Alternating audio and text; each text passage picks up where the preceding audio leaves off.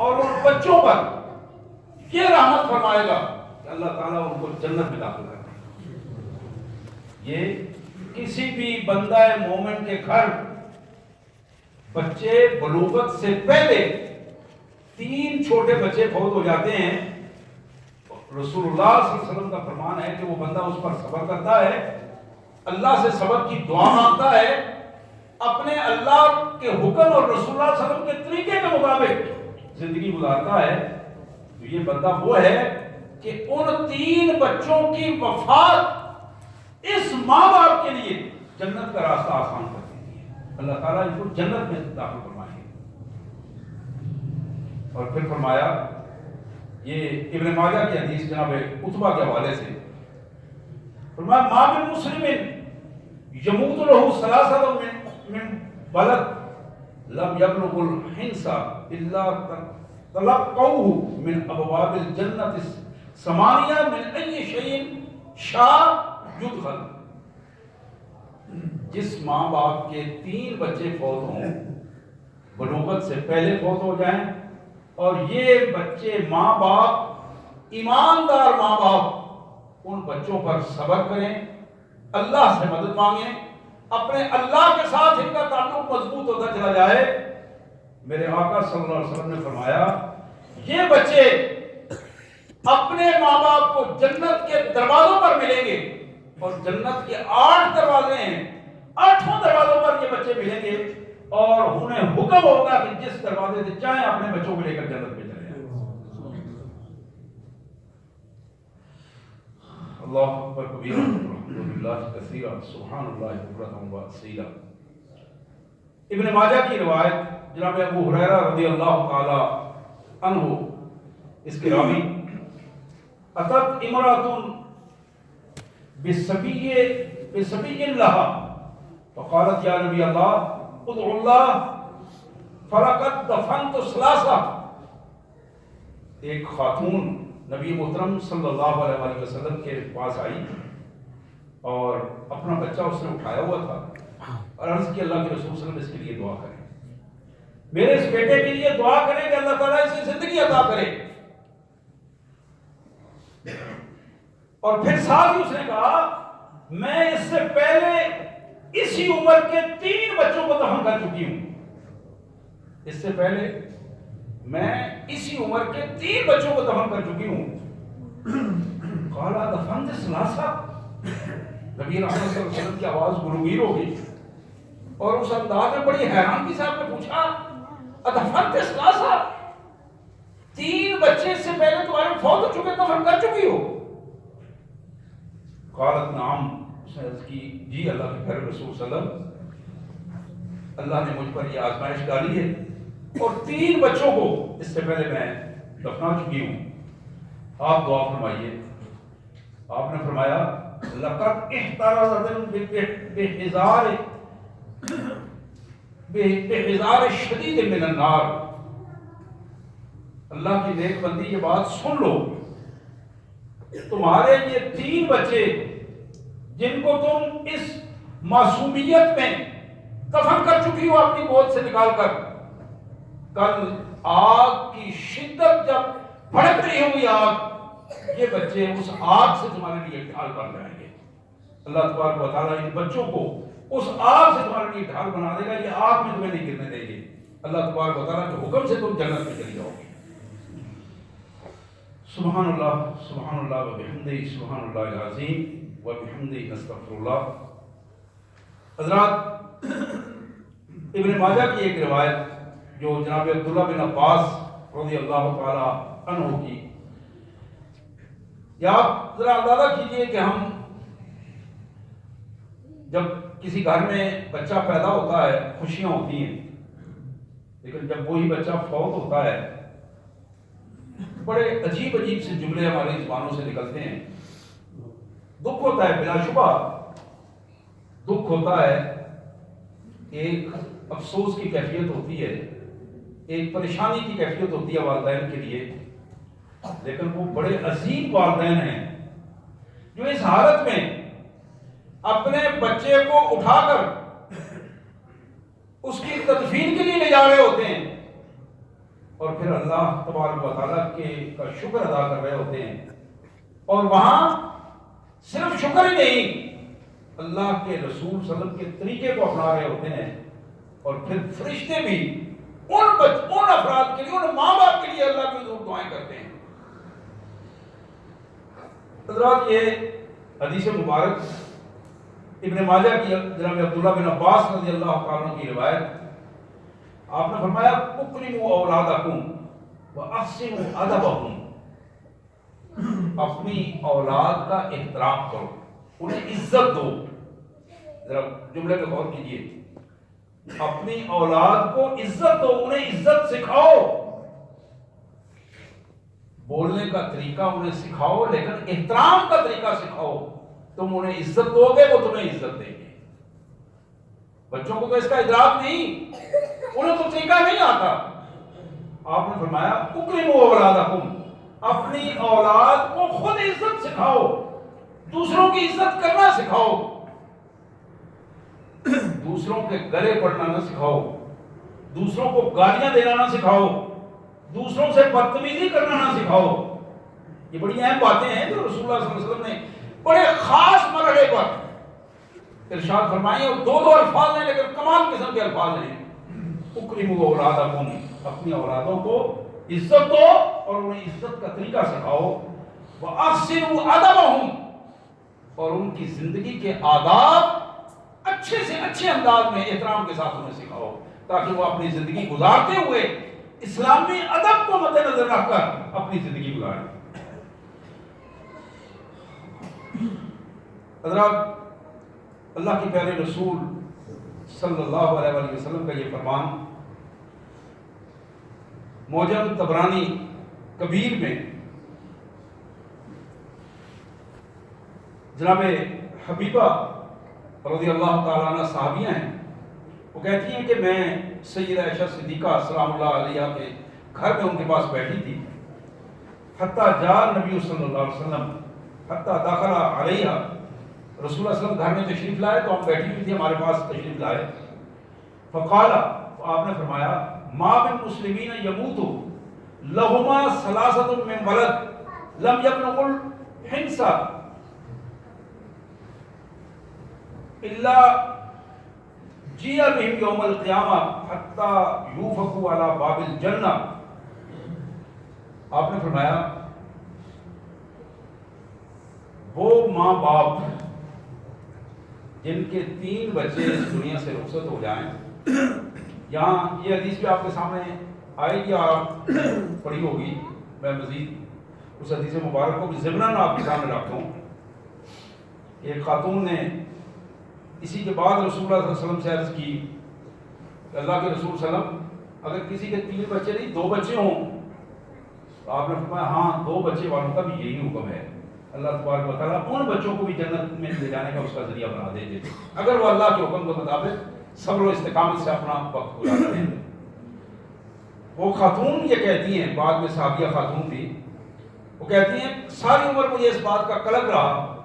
میں نے ایک کا نام کیوں نہیں لیا، کہ میں آخر میں یہ بھی اگر حضور صلی اللہ علیہ وسلم کر دیتی یا رسول اللہ جس کا ایک بیٹا ہو، ایک بچہ ہو، ایک بچی ہو، تو مجھے یہ یقین تھا کہ اللہ کے رسول صلی اللہ علیہ وسلم ایک میں بھی ہاں فرما دیتے۔ بلکہ ایک دوسری حدیث میں آتا ہے، وہ بھی ترغیب و ترہیب کی حدیث ہے، نبی رحمت صلی اللہ علیہ وسلم سے پوچھا گیا اللہ کے رسول صلی اللہ علیہ وسلم یہ فرمائیے کہ جس کا کوئی بچہ بھی نہ ہو، اب اس کے لیے تو پھر جنت کا راستے کا یہ ذریعہ ختم ہو گیا۔ میرے آقا صلی اللہ علیہ وسلم نے فرمایا میں ان کی شفاعت کے لیے اللہ کو حضور کھڑا ہو جاؤں، اگر وہ صبر و استقامت کے ساتھ، اگر ان کے بچے ہوتے اور ان کی خواہش یہ تھی کہ وہ اللہ کے حضور اسی طرح صبر و استقامت سے کام لیتے، ان کے جذبات کی عکاسی کے لیے میں اپنے اللہ کے حضور ان کی سفارش کے لیے کھڑا ہو جاتا۔ تو یہاں میں عرض کر رہا تھا کہ جناب عائشہ صدیقہ سلام اللہ علیہ کے پاس دوسری صحابیہ بیٹھی ہیں، وہ کہتی ہیں کہ رسول اللہ صلی اللہ علیہ وسلم تشریف لائے اور آپ نے وہی بات دہرائی کہ جس کے 3 بچے جن ماں باپ کے بلوغت سے پہلے اس دنیا سے رخصت ہو گئے، الا جیء بہم یوم القیامہ، قیامت کے دن ان بچوں کو لایا جائے گا، حتی یوقفوا علی باب الجنہ، لا کر ان کو جنت کے دروازے کے باہر کھڑا کر دیا جائے گا، فیقال لهم ادخلوا الجنہ، حکم ہوگا جاؤ بچوں جنت میں چلے جاؤ، اللہ نے تمہارے لیے اپنی رحمت سے حکم دیا ہے کہ جنت میں چلے جاؤ. فیقولون حتی تدخلوا آباؤنا، بچے پیچھے دیکھیں گے اور کہیں گے ہم تو اپنے ماں باپ کے ساتھ جنت میں جائیں گے. اب یہ بڑا اہم موقع ہے، بڑی اہم کیفیت ہے. بچے وہاں ضد کر کے کھڑے ہو جائیں گے کہ یا اللہ، یا کریم، یا ارحم الراحمین، ہم اپنے ماں باپ کے علاوہ نہیں جائیں گے، ماں باپ کے ساتھ ہی جنت میں جائیں گے. اللہ کے رسول صلی اللہ علیہ وسلم ارشاد فرماتے ہیں فیقال لهم ادخلوا الجنہ انتم وآباؤکم، جاؤ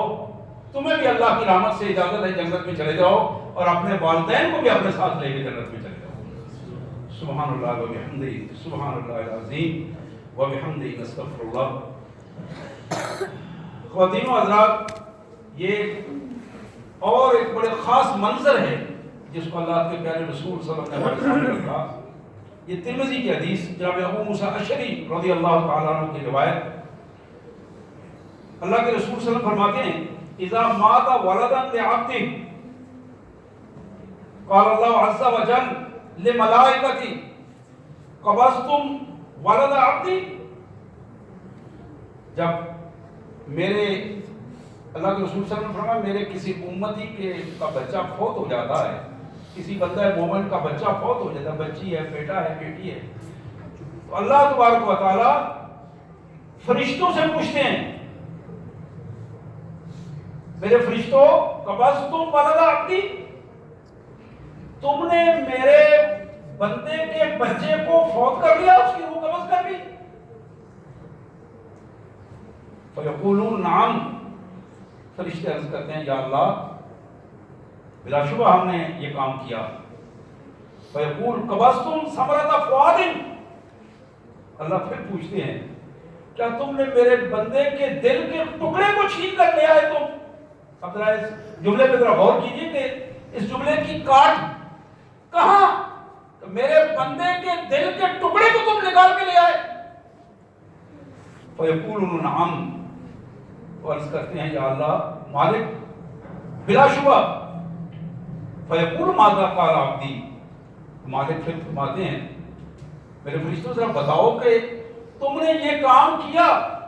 میرا بندہ اتنی پریشانی میں، اتنی اذیت میں، اس نے اپنی زبان سے کیا کہا، اس کی زبان سے کیا نکلا؟ قال حمدک واسترجع، تو فرشتے کہتے ہیں یا اللہ وہ تیری تعریف کر رہا تھا، یا اللہ وہ تیرا شکر ادا کر رہا تھا، تیری تعریف کر رہا تھا، تیری حمد بیان کر رہا تھا، تیری تسبیحات بیان کر رہا تھا، تیری تکبیرات بیان کر رہا تھا. واسترجع،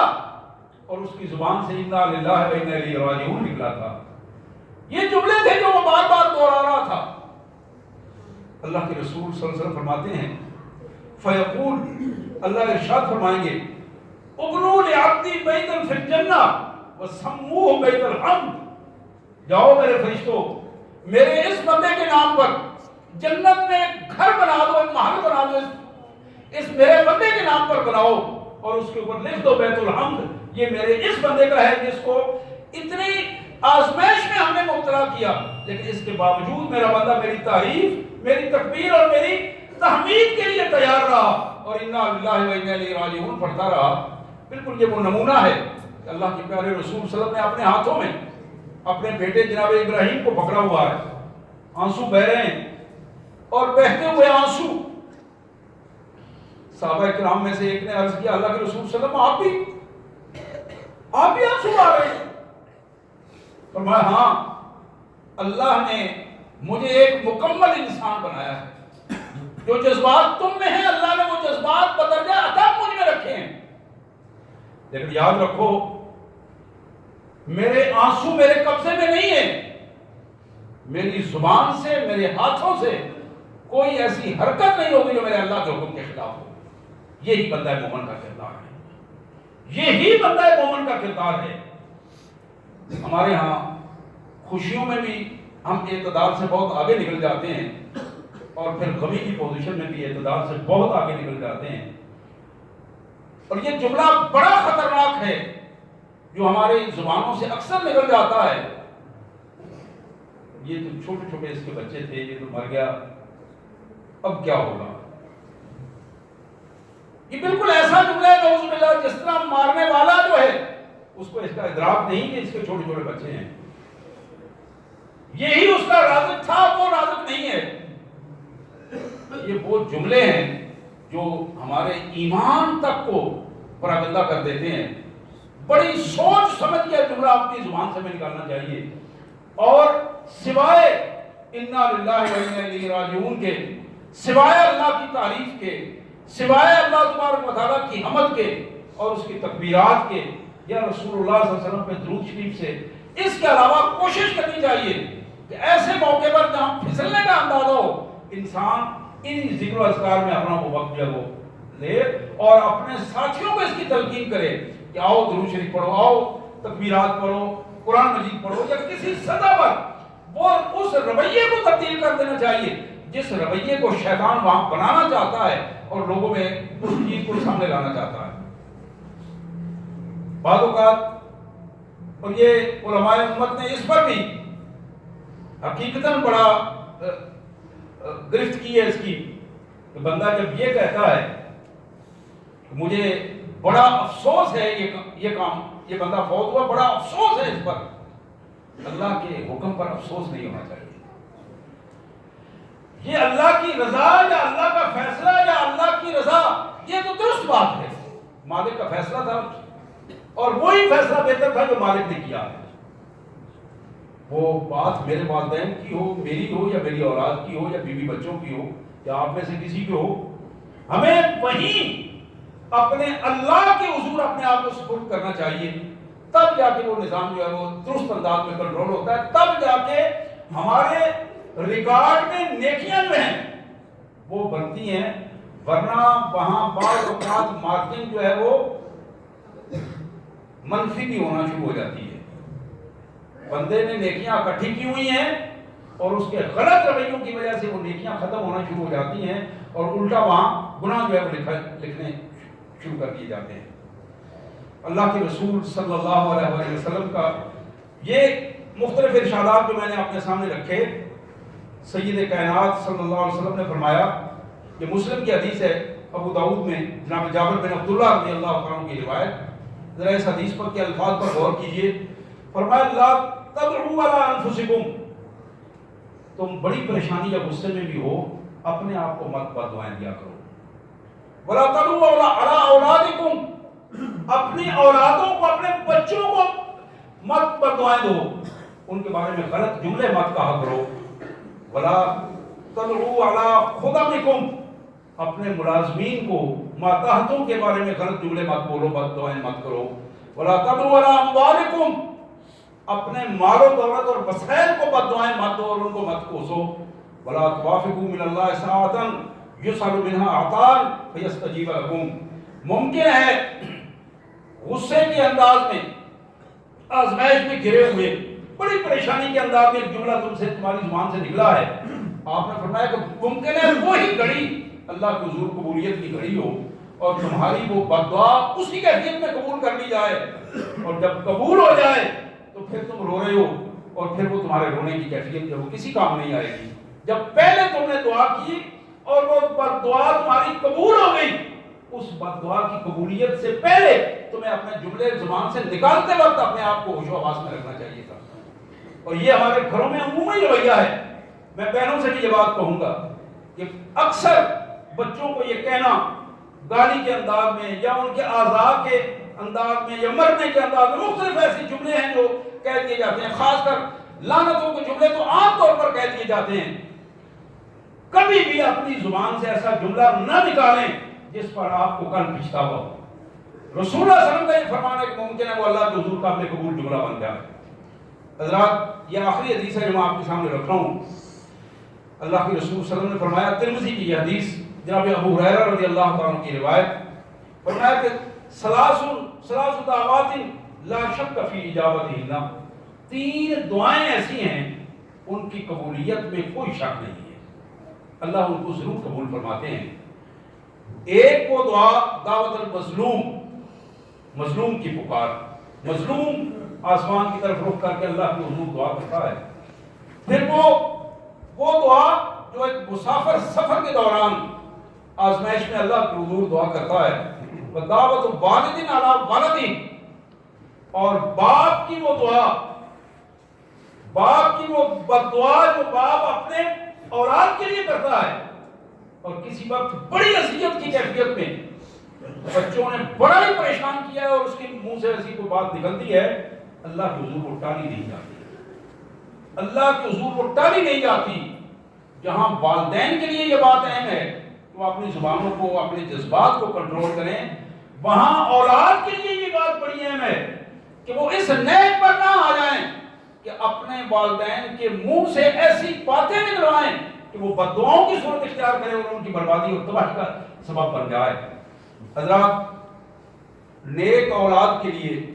اولاد کی پیدائش سے پہلے دعا مانگنا ماں باپ کا فرض ہے. پھر پیدائش کے بعد ان کا اچھا نام رکھنا دینی حوالے سے، اذان دلوانا، عقیقہ کرنا، یہ والدین کے حقوق، والدین پر حق ہے ان بچوں کا.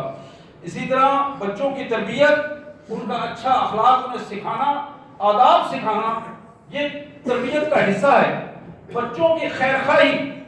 اور دین کی رہنمائی ان کو کرنا. ہم باقی بہت ساری رہنمائیاں کرتے ہیں، اچھے اچھے اسکولوں میں داخل کرتے ہیں، دین کی رہنمائی کے لیے ہمارے پاس وقت نہیں ہوتا، گھر میں تو بالکل نہیں ہوتا، اور 5 10 15 20 منٹ کے لیے مسجد بھیج کے ہم مطمئن ہو جاتے ہیں کہ ہم نے دین کی رہنمائی دے دی ہے. یہ بالکل غلط رویہ ہے. اپنے بچوں کی جو ہمیشہ کی زندگی ہے اس کو محفوظ کرنے کے لیے، اپنے بچوں کی رہنمائی کے لیے گھر میں دینی محفل کروائیں. بچوں کو باہر سے نہیں بلانے کی ضرورت، حدیث کی کتاب نکال کے بیٹھیں، بچوں کو خود وہاں سمجھائیں، حدیث پڑھ کے بتائیں کہ یہ رویہ کیا ہے. اسی طرح بچوں کے جو جائز حقوق ہیں، تعلیم ہے، ان کے اخراجات ہیں، ان پر خرچ کرنا اللہ اور اللہ کے رسول صلی اللہ علیہ وسلم کا حکم ہے. اور یہ حکم اس لیے ہے کہ یہ اصل متاع ہے. یہ متاع ہے جو دنیا میں اگر بہترین متاع ہوگی تو آخرت میں بھی میرے اور آپ کے لیے یہ بہترین متاع ثابت ہوگی. اللہ سے دعا ہے اللہ تبارک و تعالیٰ اولاد کو بھی، والدین کو بھی حقوق اور فرائض کو ادا کرنے کی توفیق عطا فرمائے. باقی دعوانا الحمدللہ رب العالمین.